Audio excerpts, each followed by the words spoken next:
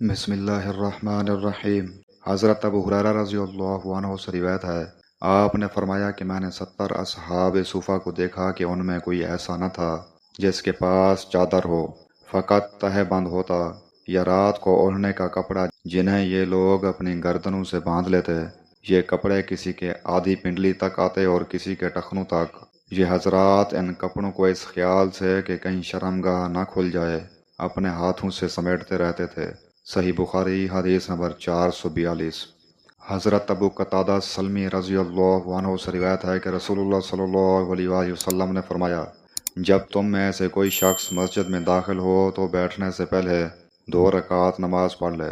صحیح بخاری حدیث نمبر 444۔ حضرت عبداللہ بن عمر رضی اللہ عنہما سے روایت ہے کہ نبی کریم صلی اللہ علیہ وآلہ وسلم کے زمانے میں مسجد نبوی کچے اینٹوں سے بنائی گئی تھی۔ اس کی چھت کھجور کی شاخوں کی تھی اور ستون اسی کی کڑیوں کے۔ حضرت ابو بکر رضی اللہ عنہ نے اس میں کسی قسم کی زیادتی نہیں کی، البتہ حضرت عمر رضی اللہ عنہ نے اسے بڑھایا اور اس کی تعمیر رسول اللہ صلی اللہ علیہ وآلہ وسلم کی بنائی ہوئی بنیادوں کے مطابق کچی اینٹوں اور کھجوروں کی شاخوں سے کی اور اس کے ستون بھی کڑیوں ہی کے رکھے۔ پھر حضرت عثمان رضی اللہ عنہ نے اس کی عمارت کو بدل دیا اور اس میں بہت سی زیادتی کی۔ اس کی دیواریں منقش پتھروں اور گچ سے بنائیں، اس کے ستون بھی منقش پتھروں سے بنوائے اور چھت ساگوان سے بنائی۔ صحیح بخاری حدیث نمبر 446۔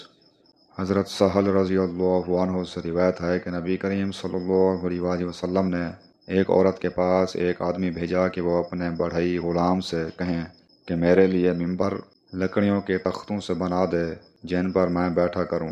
صحیح بخاری حدیث نمبر 448۔ حضرت ابو ہریرہ رضی اللہ عنہ سے روایت ہے کہ رسول اللہ صلی اللہ علیہ وآلہ وسلم نے فرمایا، جب تک تم اپنے مصلے پر جہاں تم نے نماز پڑھی تھی بیٹھے رہو اور ریاح خارج نہ کرو تو ملائکہ تم پر برابر درود بھیجتے رہتے ہیں، کہتے ہیں اے اللہ اس کی مغفرت کیجیے، اے اللہ اس پر رحم کیجیے۔ صحیح بخاری حدیث نمبر 445۔